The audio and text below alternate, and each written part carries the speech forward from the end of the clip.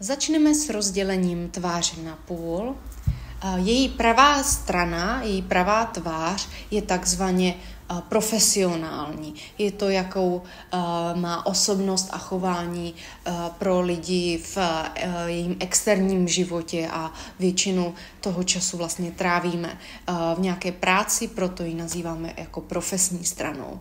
Její levá strana, tam se promítají její osobní věci, osobní vztahy, myšlenky, které se točí kolem jejího osobního života. Takže to se promítá na její levé straně tváře.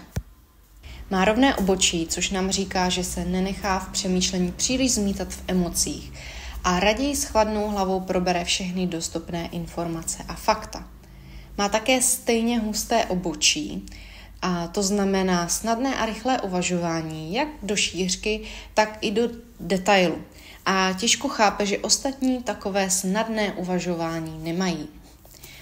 Vysoko postavené obočí znamená při rozhodování dává mimo fakta také na své pocity a posuzuje tím pádem déle, než třeba člověk s nízko položeným obočím.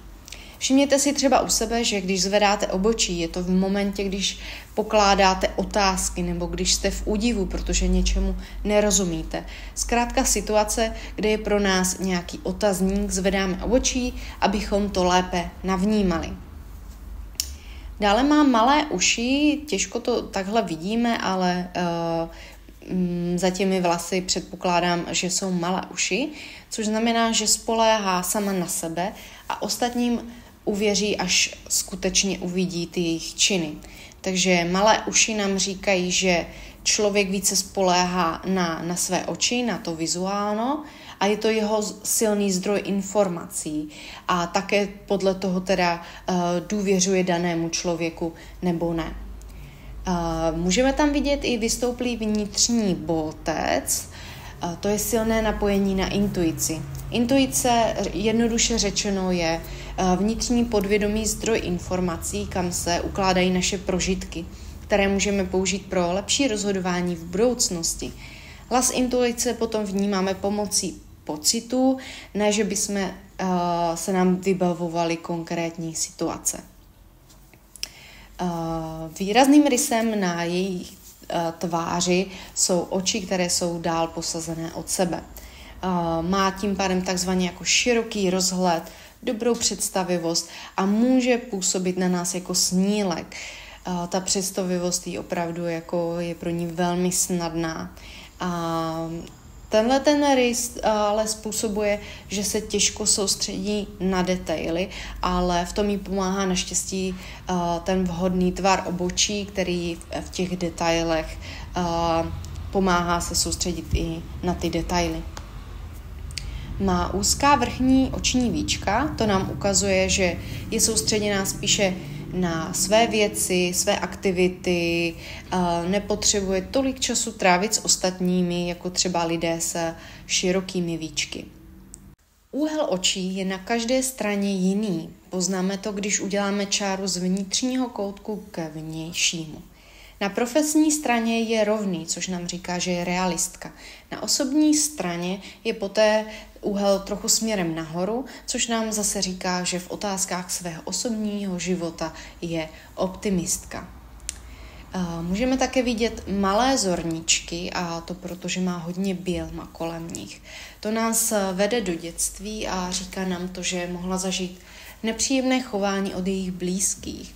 Nyní je velmi citlivá například na křik a mnohem rychle se u ní projeví vztek. Dále má nízký nos, lépe bych to dokázala teda posoudit, kdybych měla fotku z profilu, ale její nos se jeví jako spíše nízký. Čím nižší, tím více člověk tíhne pracovat v kolektivu a také si udržovat kolektiv. Často tento rys najdeme právě u Aziatů nebo u Afričanů, kteří bydlí a pracují většinou ve větších skupinách osob. Délka nosu je průměrná a proto pro nás není důležité ji číst. Špička nosu směřuje nahoru, protože vidíme částečně její nosní dírky. To je znak zvídavosti, velice časté třeba u dětí. Nos dáváme i do souvislosti s penězi a tento rys v kombinaci s rovným obočím nám říká, že nemá problém pustit větší obnos peněz, ale jen za ty věci, u kterých si myslí, že je to logické a správné pořídit. Tahle část pod nosem se nazývá filtrum a u ní je téměř nevýrazné. To nám o ní říká, že neposuzuje lidi podle jejich pohlaví nebo role, muž a žena, ale podle toho bere každého člověka zkrátka zvlášť a pohlaví nebo role, jakou zastávají, pro ní nejsou tolik důležité. Pokud nám lícní kosti vystupují takhle pod okem, říkáme jim léčivé tváře. Takový člověk vás rád vyslechne a pomůže a obličeji také přidávají charizmatu. Má široká ústa, to znamená expresivního a spíše extrovertního člověka, který nemá problém mluvit a sebevědomně vystupovat. Má také plné rty, což zase značí, že je emočně expresivní a také fyzicky expresivní, například, že používá hodně své ruce nebo se pohybuje u konverzace. Lidé s plnými rty jsou také více vášniví a to je možná důvod, proč si ženy často nechávají tyhle rty vyplňovat, aby tenhle dojem u ostatních vzbudili.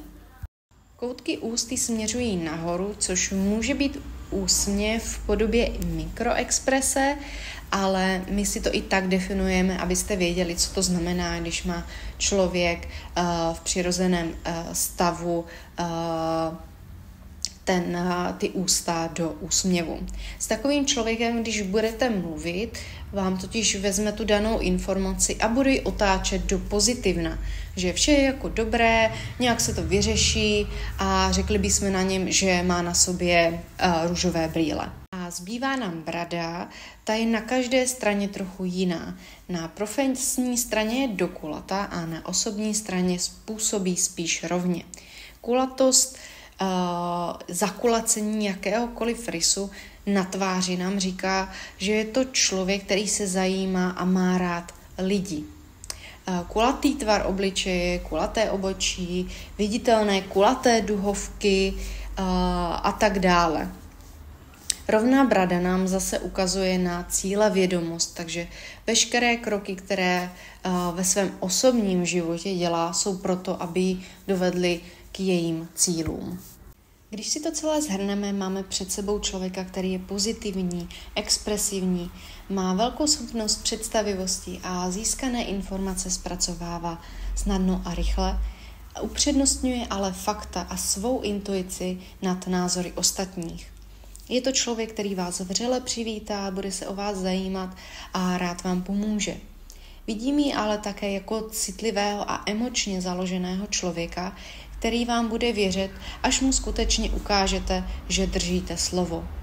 V jejím osobním životě si jde za svými cíli a o budoucnosti přemýšlí pozitivně.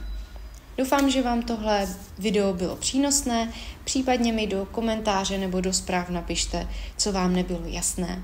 Pokud si chcete zakoupit čtení tváře, klikněte na odkaz v mém bio.